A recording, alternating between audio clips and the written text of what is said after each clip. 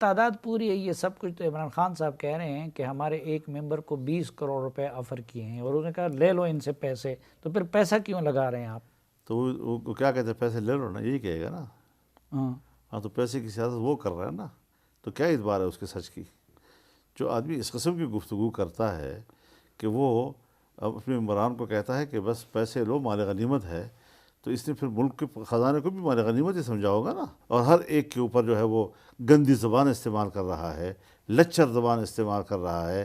یہ لچر زبان خود گواہی دے رہی ہے کہ وہ اس مقام کا آدمی نہیں تھا۔ اس نے منصب وزیر اعظم کی بے توقیری کی ہے، 4 ساڑھے 4 سال اس نے بے توقیری کی ہے، دنیا کے سامنے قوم کو بے توقیر کر دیا،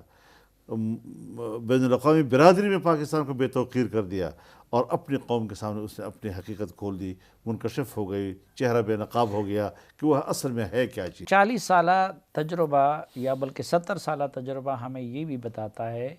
کہ پاکستان میں کوئی حکومت اس وقت رخصت ہوتی ہے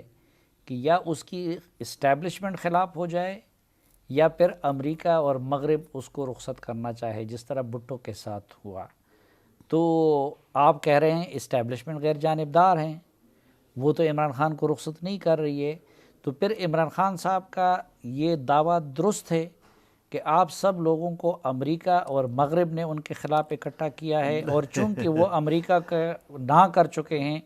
اس لیے نہیں، میں اسے عرض کرنا آپ اس چاہتا ہوں، عالمی سازش کے تحت ان کی میں حکومت کو عرض گرانا کرنا چاہتے چاہتا ہیں؟ ہوں جی، میرے خیال میں اس حوالے سے بہترین رہنما قرآن پاک ہے، جو فرماتا ہے اس غلام کے بارے میں کہ جو اپنے آقا پہ بوجھ بن جائے اور جدھر جائے خیر اس کے ہاتھ سے نہیں آیا کرتا جی۔ تو یہ اپنے آقاؤں کا وہ غلام ہے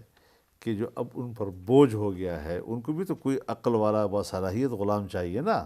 آپ کہتے ہیں اندرونی اور بیرونی آقاؤں کے لیے بوجھ بن چکا ہے،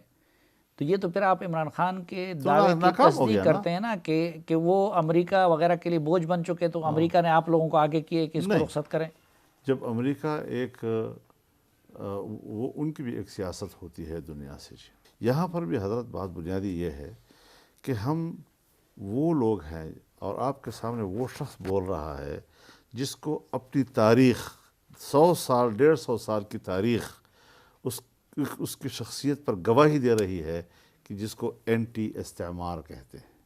مجموعی جو فکر اور ذہن ہے وہ وطن کی آزادی ہے، آزادی کا تصور وہ ہم سے کوئی چھین نہیں سکتا۔